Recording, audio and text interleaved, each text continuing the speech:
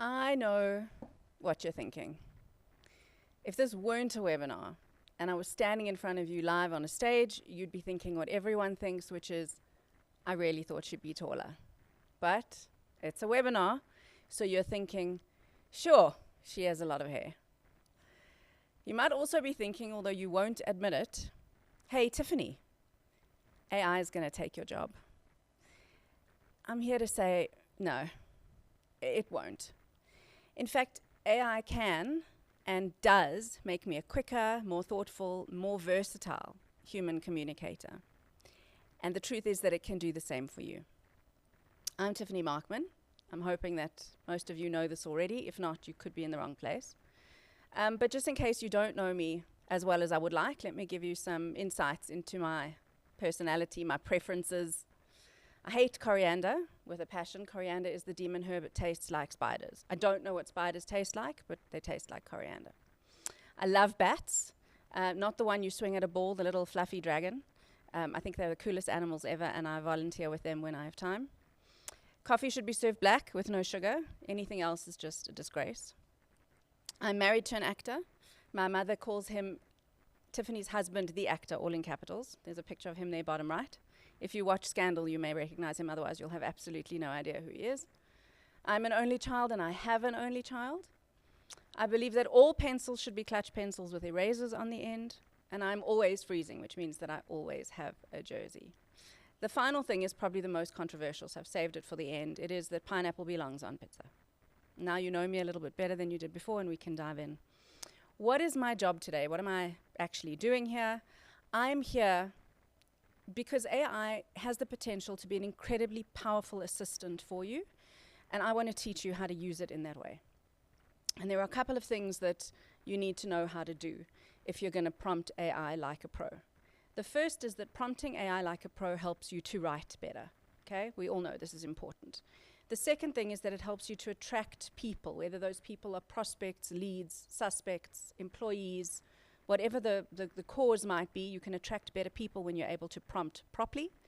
And finally, you can engage people faster. So once you've attracted them, you can resonate with them, create rapport with them, and get them to like you more quickly.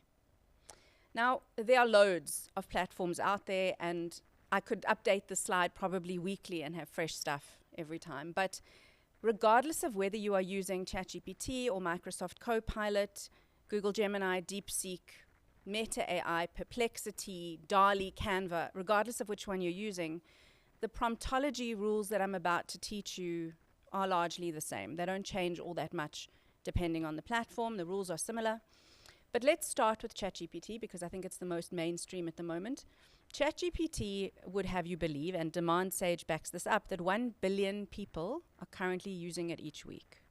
Now, I don't know if that's true or not, but I'll tell you what I do know, and that is that 90% of those people are not using it properly. There are 3 elements that you need to bear in mind if you are going to use it properly, and of course these are my elements, so they're vastly superior to anything else you can learn anywhere else, and I'm going to talk you through them for the next 40 minutes. The first element is what I call the switch. This is a metaphorical switch, okay, not a real switch, it's an imaginary switch.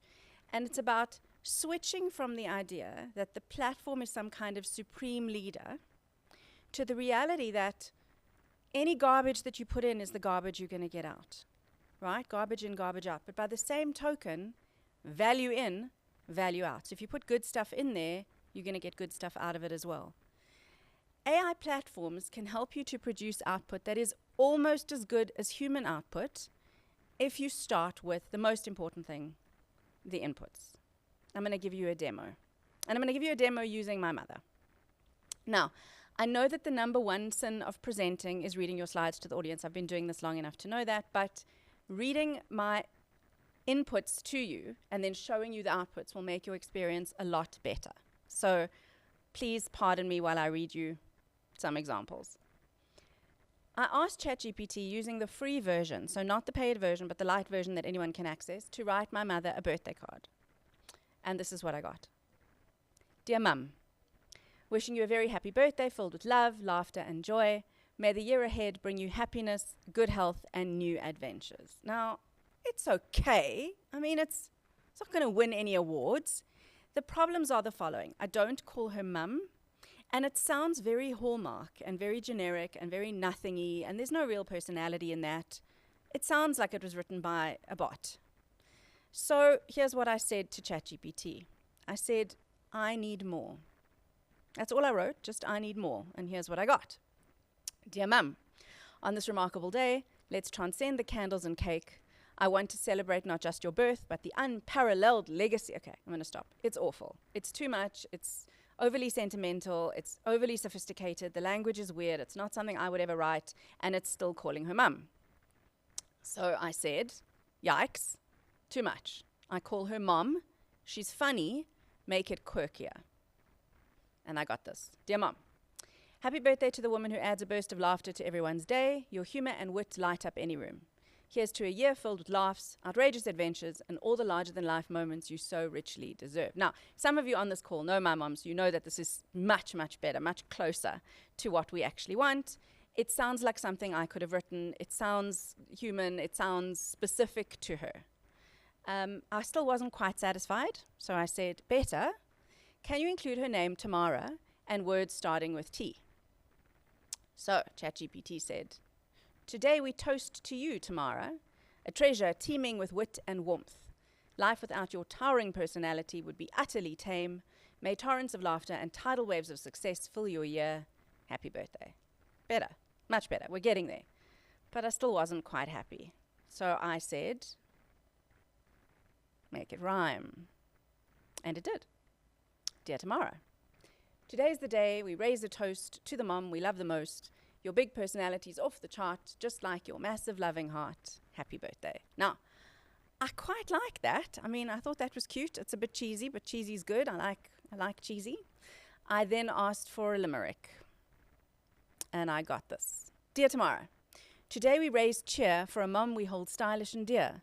Life with you's not restrained. It's a fast, sparkling train. Happy birthday. We're glad you're still here. I didn't love this. It felt clunky. It was awkward. It was shoehorning itself into limerick. I wasn't so happy. So I fiddled with it. I took the previous version that I got from ChatGPT and my own human brain, and I sort of mixed them together and got this, which I will read to you. Dear Tamara, to toast your day, we clink a glass for a mom whose style's pure upper class. Life with you is far from plain. It's like a scintillating runaway train. Your big personality's off the chart, just like your massive loving heart. Happy birthday. Much better, and this is what I ultimately went with. But if you were concentrating, you'll see that there was a switch. There was a metaphorical switch. First, I used my human brain to generate the prompt, right? The very first prompt, the write my mother a birthday card. Then I used AI to give me the first, second, third, up to number 7 drafts. But I was using my human brain along the way to iterate the prompt because I still wasn't happy. So I was saying, make it quirky, start with words that have the letter T and so on. I was iterating alongside the AI brain. And then I went to my human brain again to refine the output so that it felt a little bit more me. Now this is the switch that I want you to be using. Human brain first to generate the prompt. AI brain to come up with however many versions it takes to get you to the right thing. And then human brain again to add the stickiness and the resonance and the randomness and all the cool stuff that makes writing interesting. So that's the switch. It's human brain, AI brain, human brain again. Now, why do I keep saying human brain? Because Daniel Priestley taught me in a workshop that he gave not too long ago that the human brain has unique abilities to do certain things. I'm going to ask you to have a look at this logo, which hopefully you all recognize, and to tell me in the chat what color the G is. Have a look and then tell me in the chat what color that G is.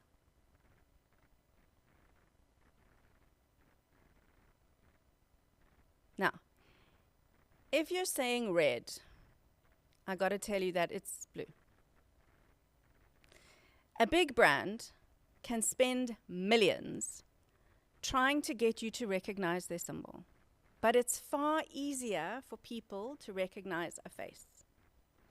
And that's because human beings are hardwired to trust and connect with faces, voices, body language, and words that come from people, not from symbols. So many of you said it's red, I think it's red, I think it's red. Some of you cheeky ones said it was gray. Haha, that's hilarious. It's blue. We are hardwired to remember human faces. If I asked you what color my shirt was, if I went off screen and came back, you'd probably be able to remember that there was pink somewhere. And a lot of people remember me because my hair is gray. We are hardwired to remember human faces. And by the same token, we are hardwired to be attracted to and to want to attend to content and copy and comms that sounds and feels human. So, the hygiene factors that I'm going to share with you now that you should use when prompting any AI platform are geared towards helping the platform to give you output that sounds and feels like you, right? That's why this workshop is called Talk to AI, so that it talks like you. Hygiene factor number 1, straightforward language. This is obvious, okay? This is not rocket science. It is literally just don't mess around, don't use puns, don't get clever, tell it exactly what you want from it. Hygiene factor number 2, specify the target audience. Always tell it who you are speaking to, writing to, communicating with, and try and be as specific about the target audience as possible. Hygiene factor 3, define a clear task for the platform. In other words, tell it whether you are writing an email, a proposal, a report, a slide deck, a speech, a birthday card, a poem, whatever it is. Define a very clear task for it, because how it approaches that task depends on how much context you give. And finally, and this is the most important one, apply constraints and limitations. Now, for those of you who've already started using AI with some success, you are probably getting reasonable, maybe slightly above average content out of it. The thing that will change it, that will take it up a notch, is the minute you apply constraints and limitations to it. In other words, the minute you say to it, I only want 300 words, or don't give me any jargon, or bear in mind that the bulk of my audience is between ages 24 and 35, or don't use hard sell language, or put subheadings in the text in bold and start every sentence with an active verb. The minute you apply constraints or parameters to what you want out, suddenly the level and quality of what you get out is significantly better and significantly higher. So if you're going to do anything hygiene factor-wise to get better output from the large learning model or platform, this is the one that you change to put constraints and limitations on it. In a nutshell, tell it the role that you want it to fill. So tell it to act as a marketer, or act as a report writer, or a copywriter, or a speech writer, or a whatever.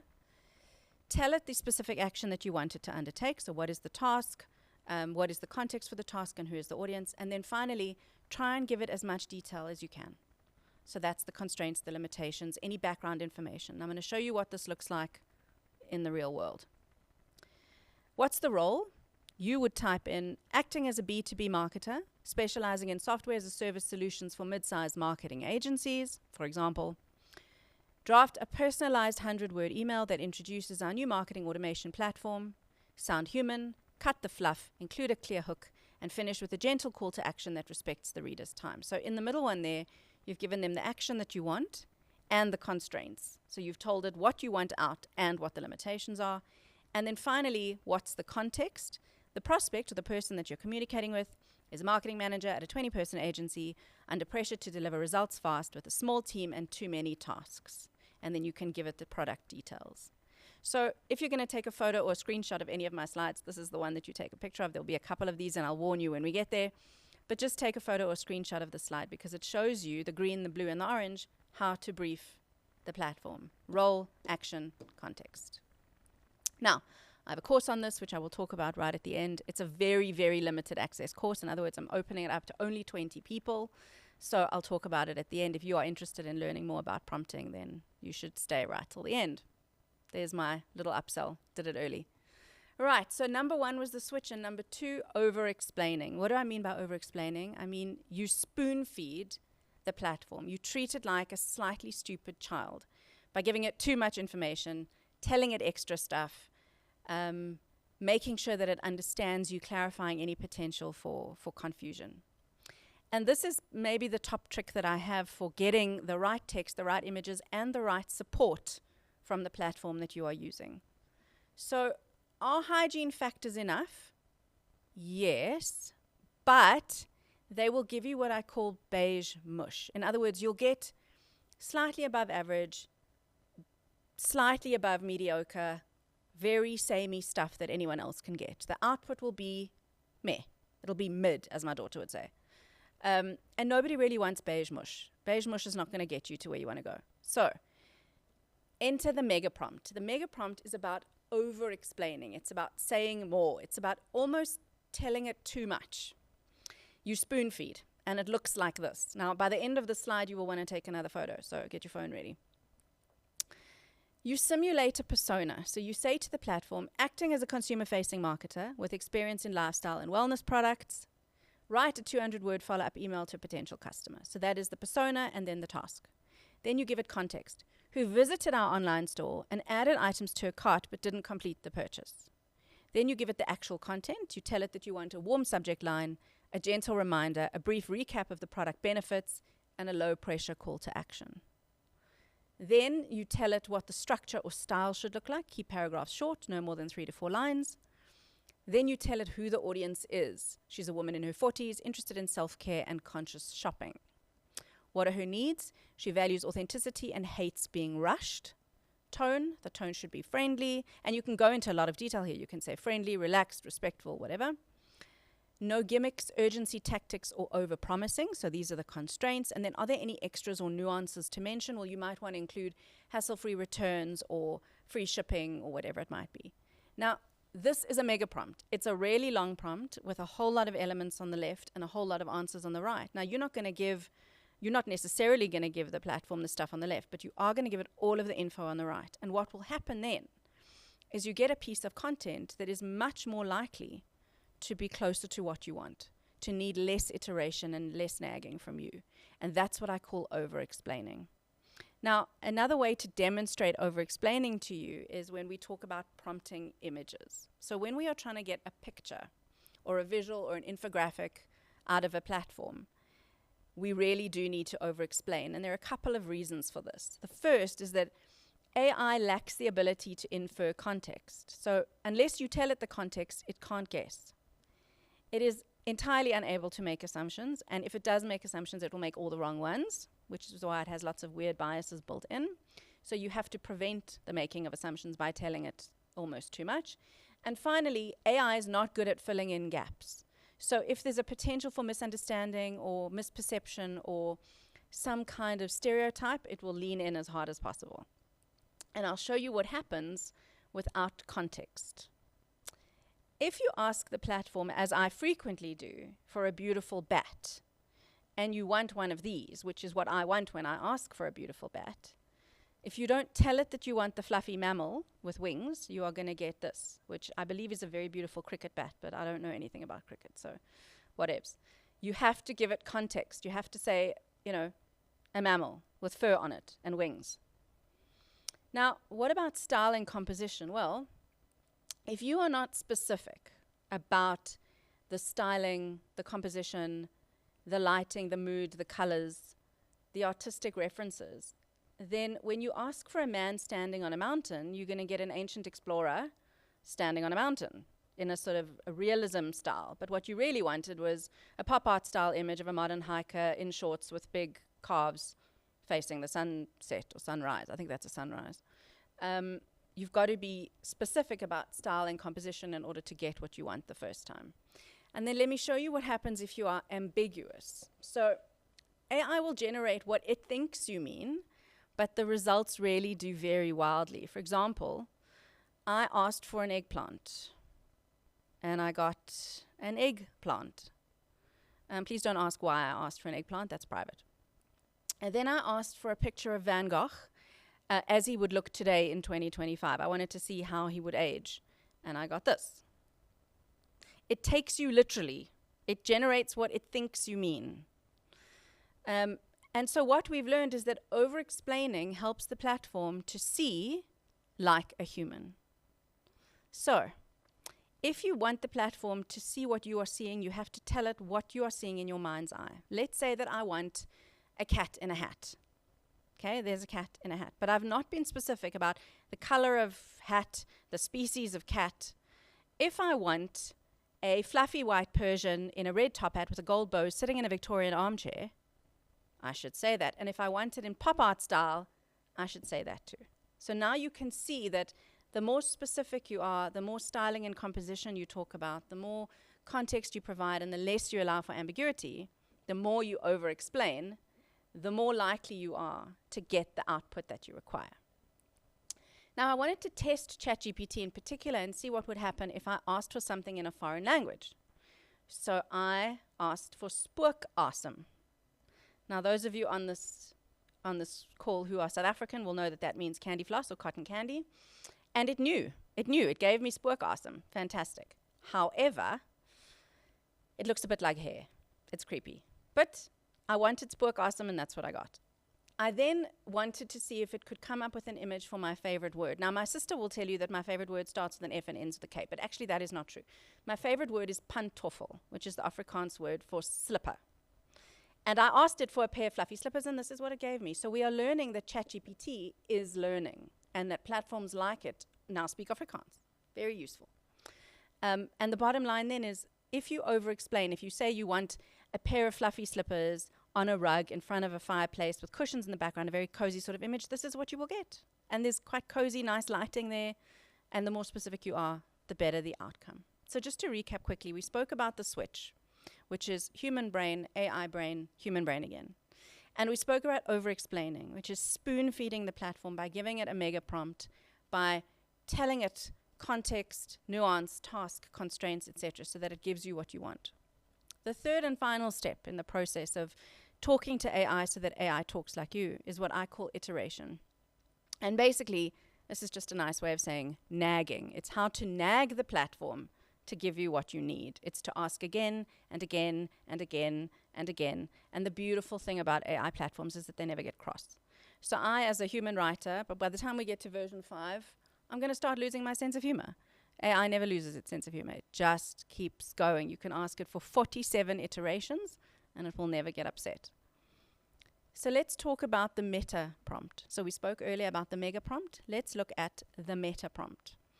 Now, the meta prompt is when you prompt the prompt. I know that sounds like Inception. It's super weird, but it's when you tell it how to help you. It's like that scene in Jerry Maguire where he says, "Help me help you." I know this is a very age-specific reference, but I'm 44. So here is a meta prompt. You use a reflective prompt to improve your prompting. And doing this creates prompt literacy. So you actually say to your platform of choice, how can I make my prompt clearer? How can I help you to help me? You can say to your platform, what info is missing for you to help me better? And you can say, suggest 3 ways to rephrase this prompt. So you can ask it to help you to prompt it. I'm going to say that again. The meta prompt is when you ask it to help you to prompt it. How can I be clearer? What info is missing? Suggest 3 ways I can rephrase. And you can specify different target market needs as well. You can say, how do I rephrase this prompt to meet this particular market need? Okay, try again for this market, and now try again for that market over there. So that is the meta prompt. You can also try something called prompt chaining, which is just a fancy name for sequential steps in the prompting process, multi-step interactions, and this way you're using the GPT or the platform as a collaborator, a thinking partner, not just as a writer. And this is perhaps the best use of the platform in my life. It's to use it as a thinking partner. So I might say, summarize this complaint into key points, then draft a professional neutral response using the key points and mark any red flags for me. You can even say make them bolded or italicize them or whatever. And then now add warmth and accountability to the response without changing the facts. So you do this in 3 steps and you see what it gives you each time.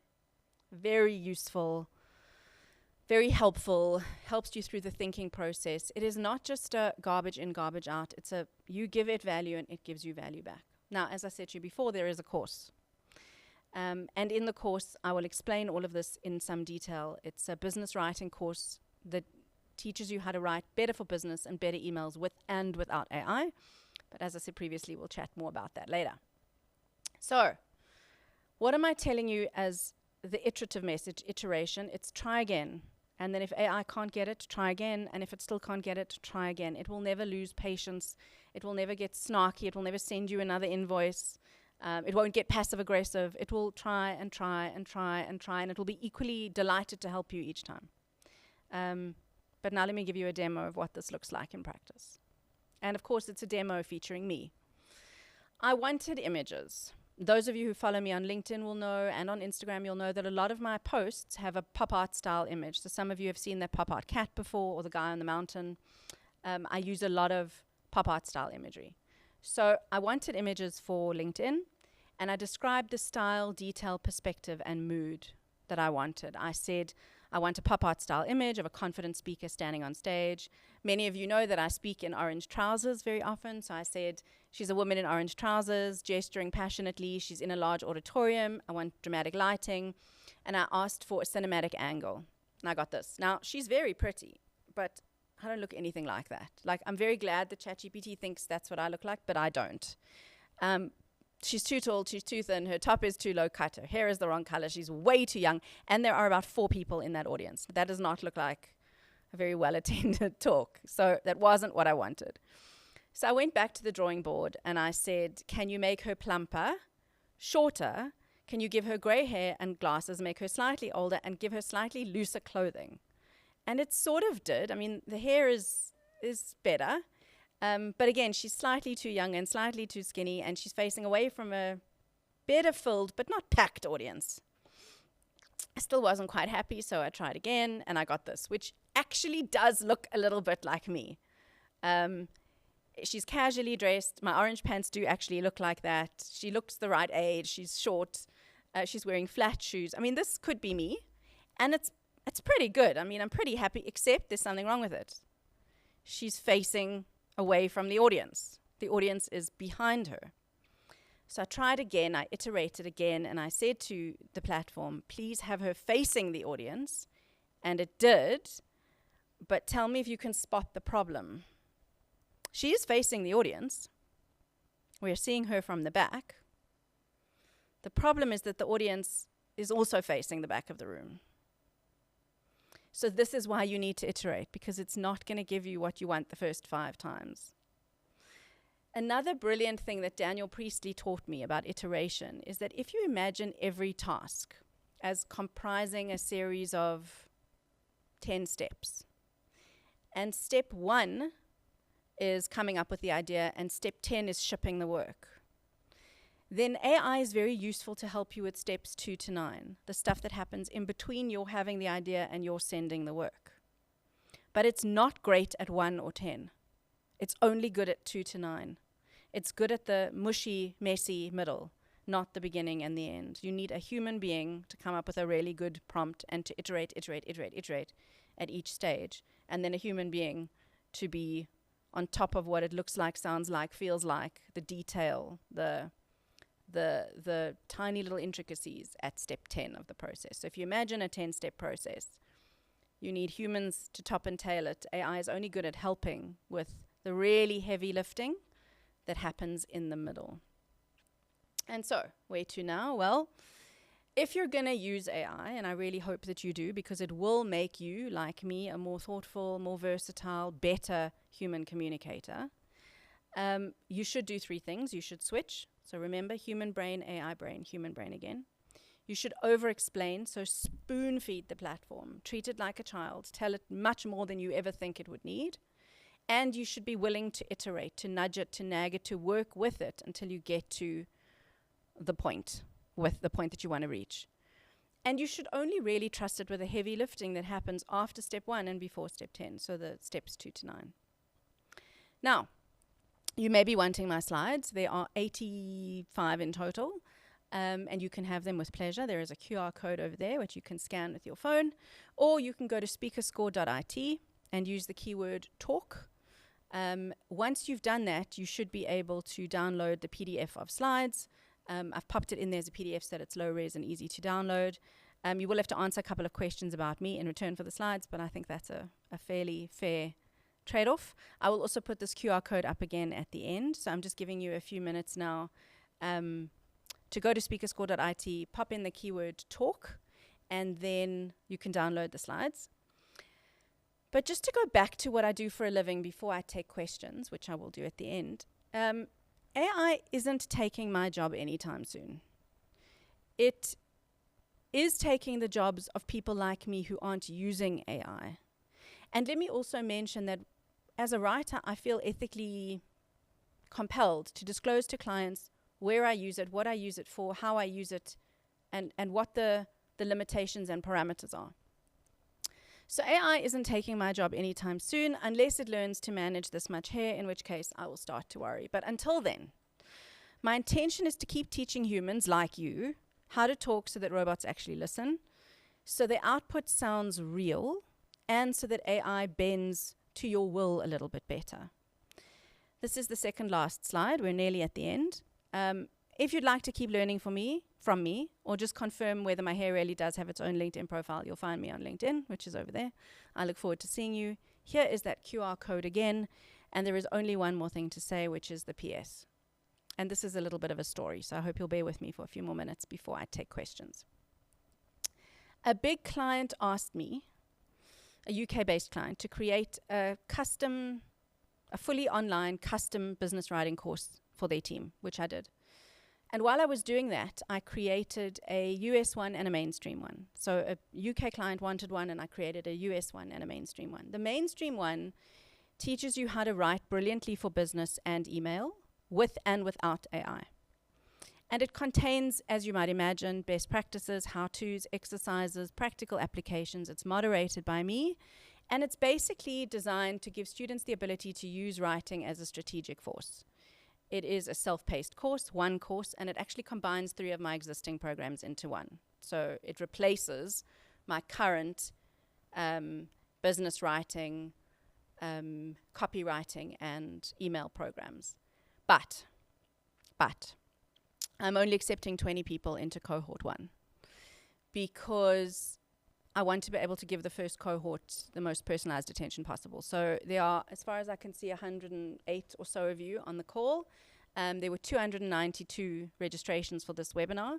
So 20 of you can have access to cohort 1, which launches on the 20th of October.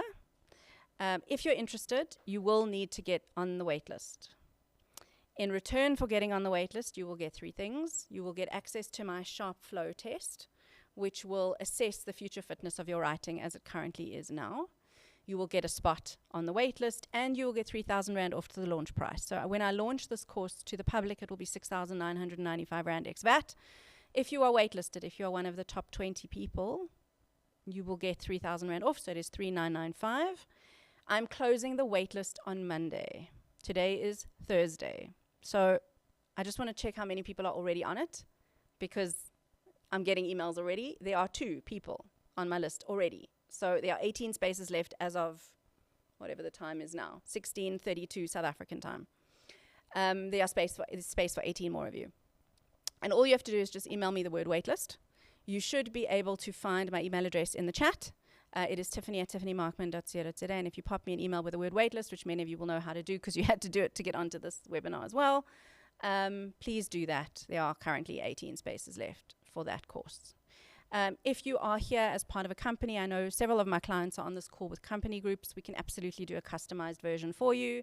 We can do versions for the UK, the US, and other, as you like. And now, to the questions. So I'm going to ask my technician, please, to put the questions up on screen. I see that they were popping up as I was talking.